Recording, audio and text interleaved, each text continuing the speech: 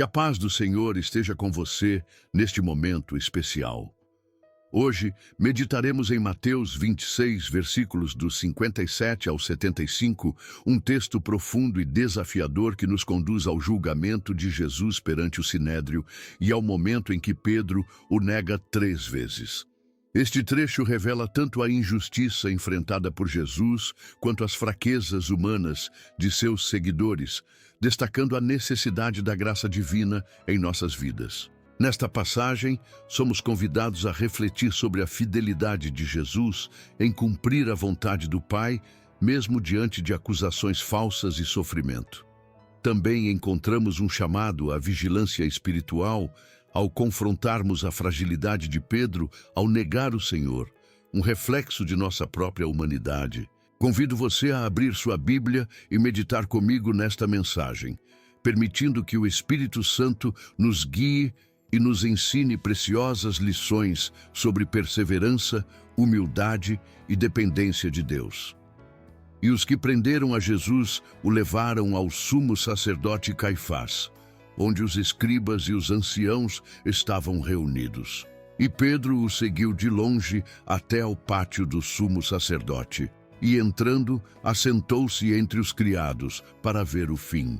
Ora, os príncipes dos sacerdotes e os anciãos e todo o conselho buscavam falso testemunho contra Jesus para poderem matá-lo. E não o achavam, apesar de se apresentarem muitas testemunhas falsas. Mas, por fim, chegaram 2 e disseram: Este disse: Eu posso derrubar o templo de Deus e reedificá-lo em 3 dias. E levantando-se o sumo sacerdote disse-lhe: Não respondes coisa alguma ao que estes depõem contra ti? Jesus, porém, guardava silêncio. E insistindo, o sumo sacerdote disse-lhe: Conjuro-te pelo Deus vivo que nos diga se tu és o Cristo, o Filho de Deus. Disse-lhe Jesus: Tu o disseste. Digo-vos, porém, que vereis em breve o Filho do Homem assentado à direita do poder e vindo sobre as nuvens do céu. Então o sumo sacerdote rasgou as suas vestes, dizendo: Blasfemou. Para que precisamos ainda de testemunhas? Eis que bem ouvistes agora a sua blasfêmia. Que vos parece? E eles respondendo disseram: É réu de morte. Então cuspiram-lhe no rosto e lhe davam murros, e outros o esbofeteavam, dizendo: Profetiza-nos, Cristo, quem é o que te bateu? Ora, Pedro estava assentado fora no pátio, e aproximando-se dele uma criada disse: Tu também estavas com Jesus, o Galileu. Mas ele negou diante de todos, dizendo: Não sei o que dizes.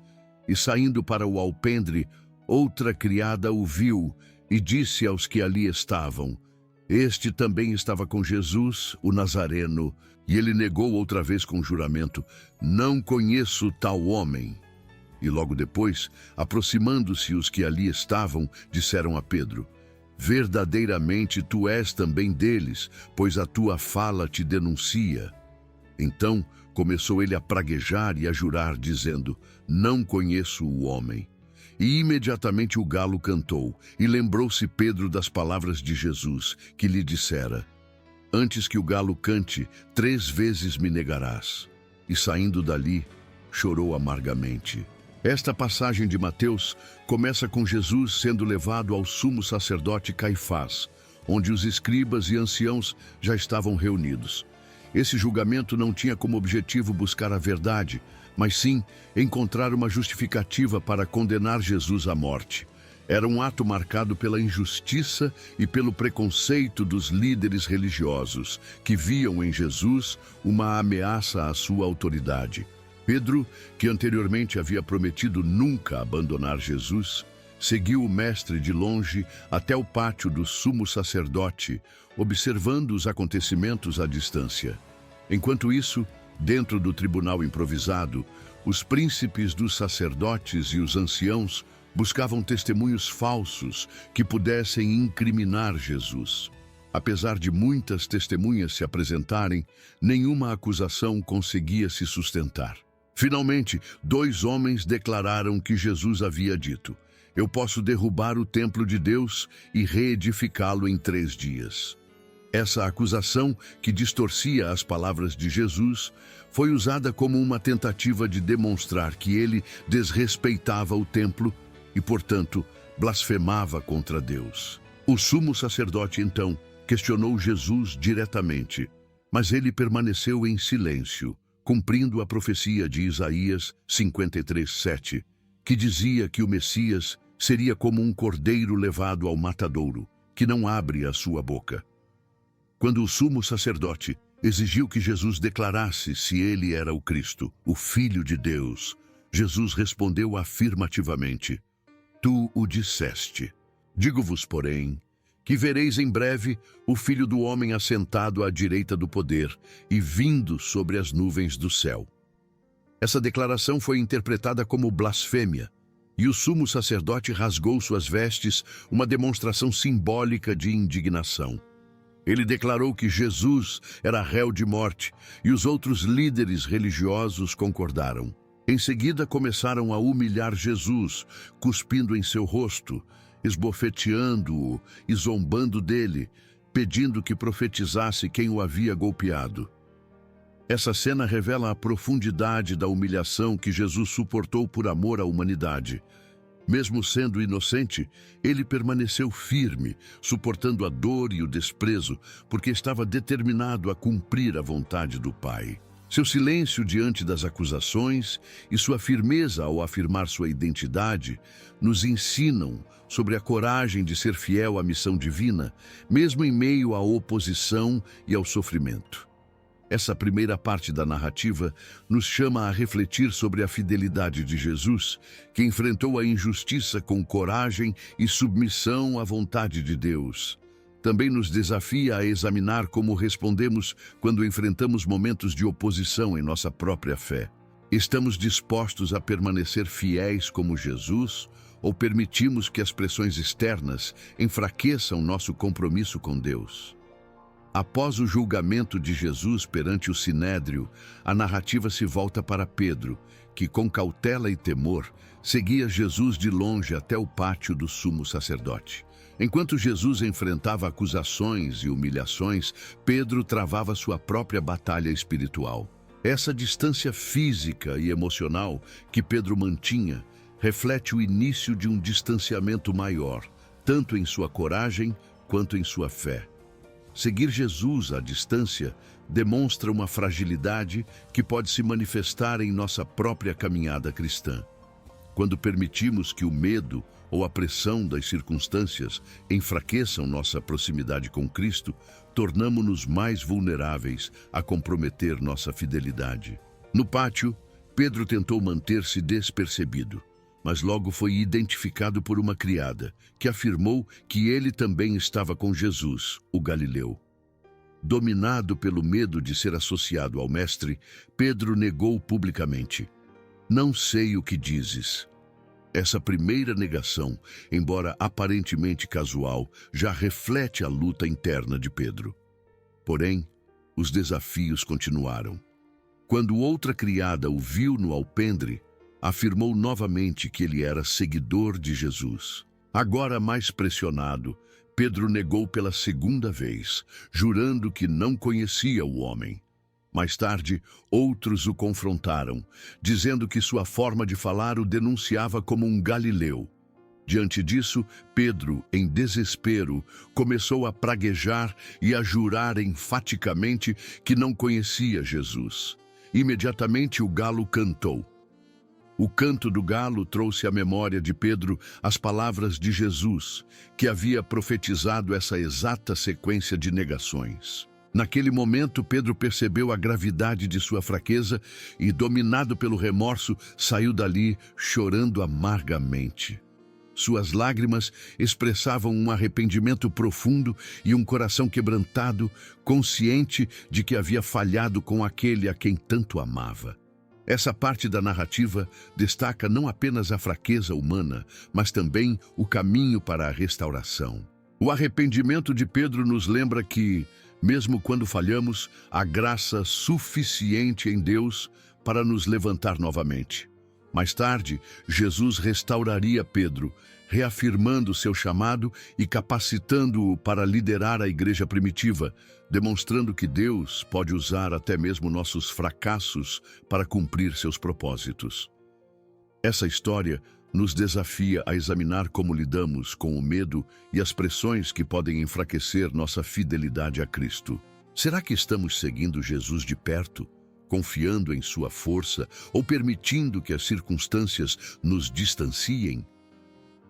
O exemplo de Pedro também nos mostra que, quando falhamos, a resposta correta é um arrependimento sincero, buscando a graça e a restauração que somente Deus pode oferecer.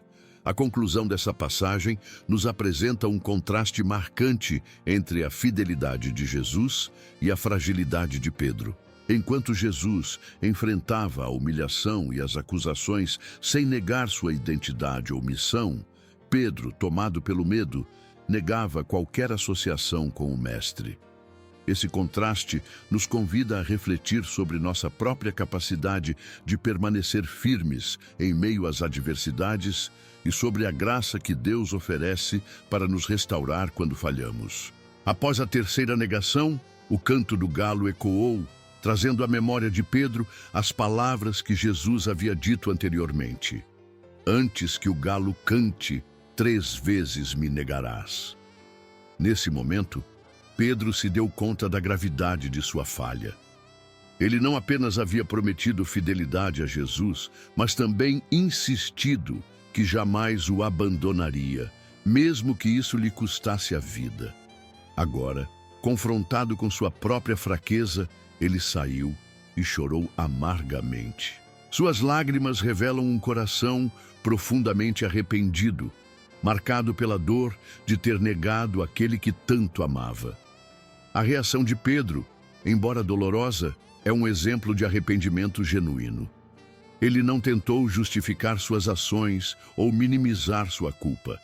Em vez disso, permitiu que o peso de sua falha o levasse a reconhecer sua necessidade de perdão e restauração. Essa resposta contrasta fortemente com a dureza de coração dos líderes religiosos, que rejeitaram a verdade de Jesus, mesmo diante de suas palavras e de seu comportamento irrepreensível. Mais tarde, Jesus demonstraria sua graça restauradora ao se encontrar com Pedro após a ressurreição. Naquele momento, ele reafirmaria o chamado de Pedro e o capacitaria para liderar a igreja primitiva, mostrando que, mesmo em nossa fraqueza, Deus pode realizar grandes coisas por meio de nós quando nos rendemos à sua graça. Essa conclusão da narrativa também nos desafia a refletir sobre nossa própria jornada de fé. Assim como Pedro, todos estamos sujeitos a falhas. No entanto, o que diferencia nossa caminhada é como respondemos a essas quedas. O arrependimento sincero abre caminho para a graça e a restauração. Além disso, a história de Pedro nos encoraja a confiar na fidelidade de Deus que não nos abandona, mesmo quando falhamos. Por fim, a firmeza de Jesus diante das acusações e a vulnerabilidade de Pedro nos ensinam lições complementares. A fidelidade de Cristo nos inspira a sermos corajosos e firmes em nossa fé, enquanto a fraqueza de Pedro nos lembra de que somos dependentes da graça divina para permanecermos fiéis. Essa passagem nos chama a buscar um relacionamento mais profundo com Deus, confiando não em nossa força, mas na fidelidade e no amor de Cristo, que é capaz de nos sustentar e nos restaurar. Depois de refletirmos sobre esta passagem de Mateus, somos desafiados a aprender com a fidelidade de Jesus e com a vulnerabilidade de Pedro. Essa passagem nos chama a confiar na graça de Deus, reconhecendo que Ele é fiel mesmo quando somos fracos, e que o arrependimento sincero abre caminho para a restauração e para uma vida transformada. Convido você a unir-se a mim em oração. Vamos entregar nossas falhas, medos e inseguranças ao Senhor, buscando a força para permanecermos firmes na fé e a graça que nos restaura. Ore comigo. Senhor meu Deus Todo-Poderoso, louvamos e exaltamos o teu santo nome, reconhecendo que o Senhor é fiel e justo em todos os teus caminhos. Hoje, ao refletirmos sobre Mateus 26, versículos dos 57 ao 75, somos profundamente gratos pelo exemplo de Jesus, que permaneceu firme em sua missão, suportando a injustiça e a humilhação por amor a nós. Obrigado, Pai, pelo sacrifício de Cristo, que nos trouxe redenção e nos ensinou o verdadeiro significado de obediência e coragem. Queremos também reconhecer nossas fraquezas, assim como Pedro, que em um momento de medo negou ao Senhor. Muitas vezes também nos encontramos inseguros, vacilando em nossa fé e permitindo que as circunstâncias nos afastem da tua presença. Pedimos que o Senhor perdoe nossos pecados e nos fortaleça para permanecermos firmes diante das provações e desafios. Capacita-nos a sermos fiéis em nossa caminhada, mesmo em meio às dificuldades, e ajuda-nos a confiar plenamente em tua graça e amor. Que possamos aprender com o arrependimento de Pedro, buscando a restauração que somente o Senhor pode oferecer. Enche-nos com o Espírito Santo, que nos guia e transforma, para que sejamos instrumentos de tua glória. Senhor, queremos entregar todas as nossas falhas e inseguranças ao teu cuidado. Molda nossos corações para que vivamos em comunhão contigo, confiando em tua fidelidade e buscando a tua vontade acima de tudo. Obrigado pela certeza de que o Senhor nunca nos abandona e sempre nos acolhe com graça e amor. Oramos com humildade e gratidão no nome de Jesus Cristo, nosso Salvador e Senhor. Amém. Se esta mensagem tocou o seu coração, compartilhe com alguém que precisa conhecer mais sobre o amor e a fidelidade de Deus. Mateus 26, versículos dos 57 ao 75, nos lembra que, mesmo em nossa fragilidade, Deus oferece graça e restauração. Jesus permaneceu fiel até o fim, suportando a humilhação e a injustiça para cumprir o plano de salvação, e nos convida a confiar plenamente nele. Que esta palavra inspire você a refletir sobre sua caminhada de fé, confiando na graça de Deus para fortalecer sua vida e restaurar seu coração. Caso tenha um pedido de oração ou precise de apoio espiritual, deixe sua mensagem nos comentários ou entre em contato conosco. Estamos aqui para orar por você e caminhar juntos na fé. Que o Senhor renove a sua esperança, fortaleça a sua caminhada e encha a sua vida com paz e propósito. Amém.